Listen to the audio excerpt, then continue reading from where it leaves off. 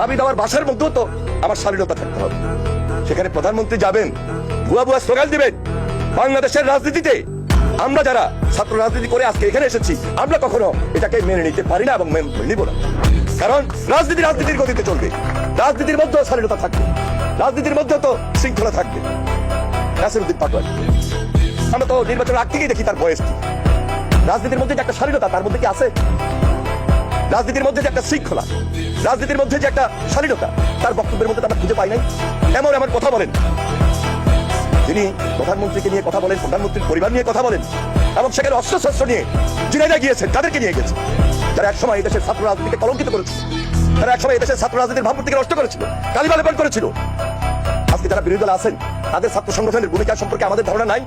আমরা ঢাকা বিশ্ববিদ্যালয়, চট্টগ্রাম বিশ্ববিদ্যালয়, রাজশাহী বিশ্ববিদ্যালয় আমরা দেখি নাই। আজকে তারা প্রকারান্তে ভালো ব্যবহার দেখাচ্ছেন। প্রকৃতপক্ষে ভিতরে কি তাদের ভালো ব্যবহার? এটাও তো জাতিকে বিশ্লেষণ করতে হবে, চিন্তা করতে হবে।